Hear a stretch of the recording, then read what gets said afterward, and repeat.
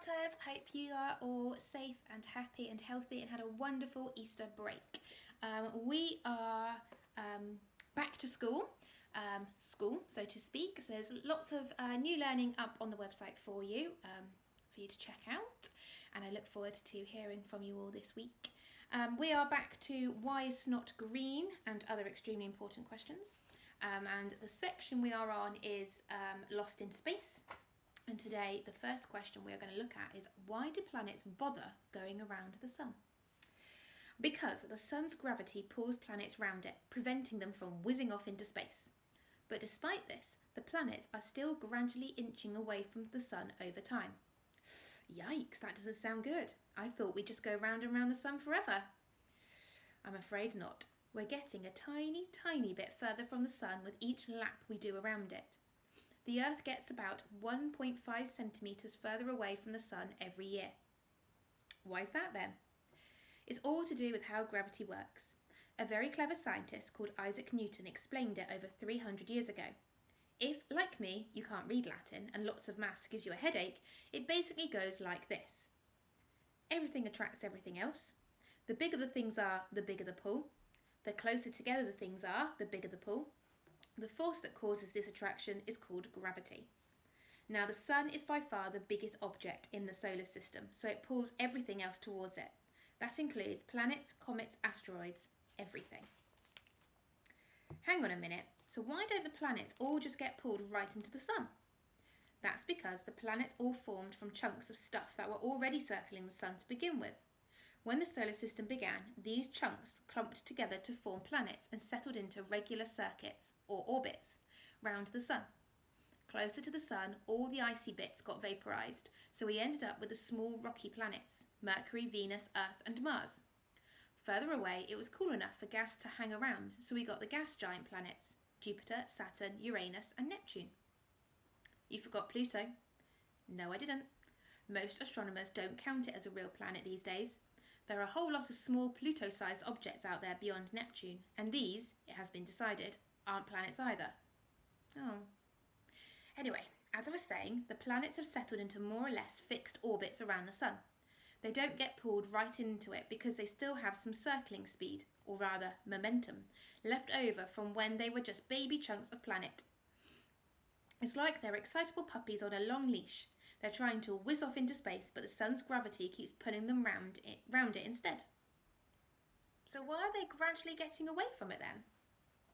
Because the sun is burning up its fuel and, in doing so, it's shrinking. As it gets smaller, the strength of its pull on the planet decreases. Doesn't that mean we're going to fly off into space and freeze? Well, do you want to know the good news or the bad news? The bad. Before any of this happens, the Earth will swell up into a red giant star and frazzle the Earth anyway. Okay, the good. It'll take a while, so there's a good chance we'll be able to hop planets, or preferably solar systems, beforehand. Well, hey, better get cracking on those spaceships then. Yeah, time's a wasting. Only got about 4.5 billion years left. Okay, so the next thing we're going to look at is, why do stars twinkle? Because we're looking at them through the murky veil of our atmosphere. From outside it, they look clear, steady and bright. You mean stars don't twinkle? All those nursery rhymes, they lied to me. Well, you could see it that way. The shifting brightness and shape that we see is actually caused by churning gases in our atmosphere, which we have to look through in order to see the stars. Outside the atmosphere, the light from the stars is more constant, and even so there's no twinkle. From down here, though, they do seem to twinkle, so they weren't really lying, whoever they were. Fine, if they don't twinkle, what do they do then? They burn. They burn fiercely for billions of years.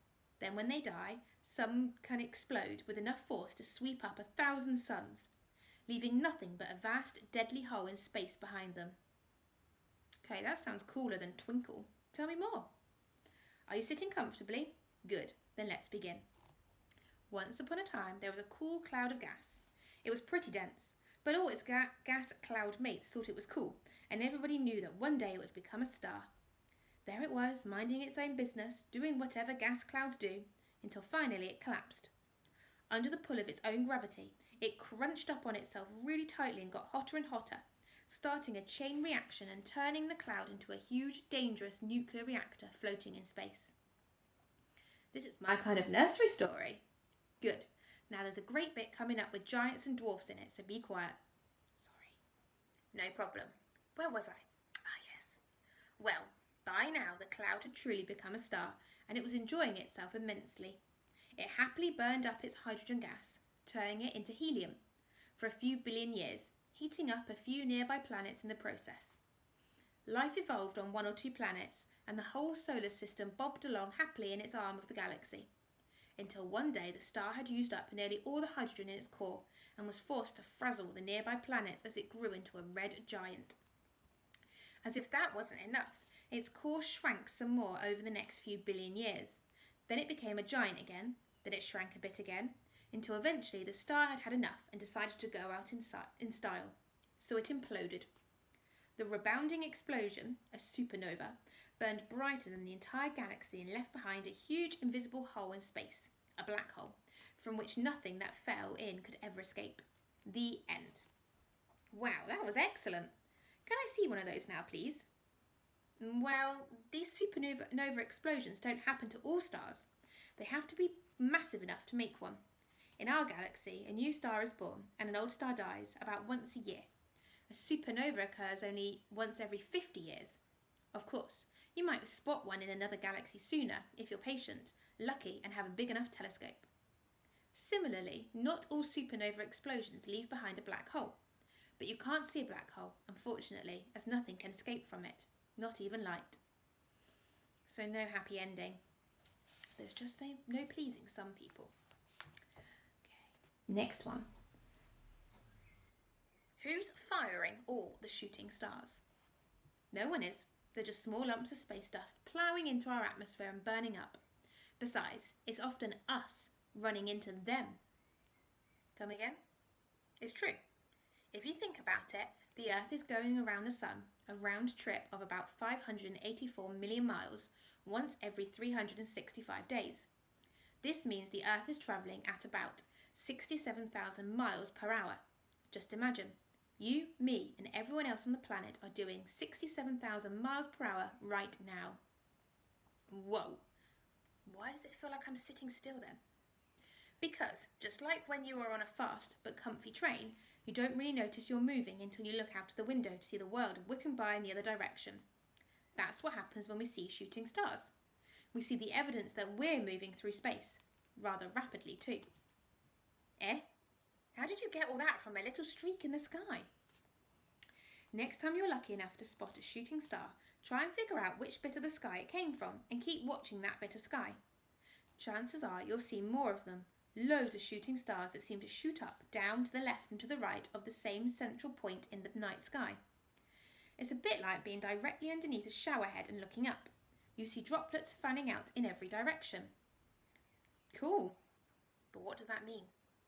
It means that the whole Earth is moving at 67,000 miles per hour, and its path crosses chunks of rock and dust also moving through space. As each chunk slams into our atmosphere, it heats up due to friction, and most chunks burn up completely way before they hit the ground. This makes the burning streak in the sky that we call a meteor or a shooting star.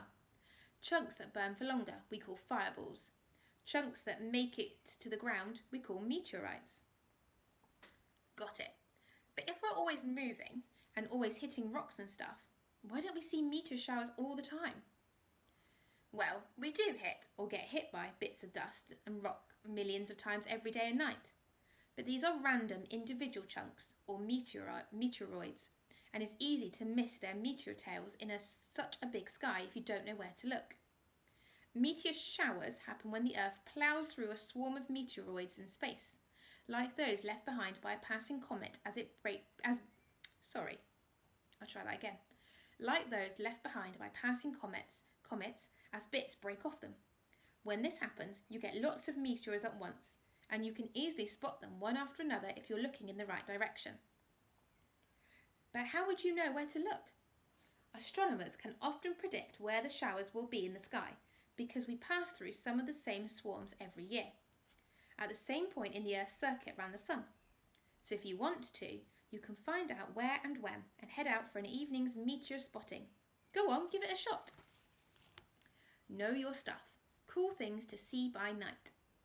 Meteor showers. Big ones happen every year around the same date. These include the Leonids around 17th of November and Perseids around 12th of August. Not sure if I was pronouncing those correctly, so sorry if I wasn't. Lunar eclipses. These happen when the moon lies in the shadow of the Earth, causing it to change colour from white to a deep red. The most few visible from Europe are on the 21st. Oh, unfortunately, guys, this book's a bit out of date, so we've missed them. They were the 21st of February 2008, the 31st of December 2008, the 31st December 2009, and the 21st December 2010. Perhaps you could look up when the next ones are going to be and let me know. Comets. These are a bit rarer, although there are many visible with telescopes. The next time we see one just by looking up might not be until Halley's Comet returns in 2061. But there's always a chance a bright, shiny new one might turn up, as Comet Halley-Bopp did in 1997. So there you go. There are some new facts for you. Okay, so tune in tomorrow for some more fantastic space facts. We've still got a fair bit to go in that section. And keep on with your online work. Keep washing your hands and staying indoors. And I look forward to hearing from you all. See you tomorrow.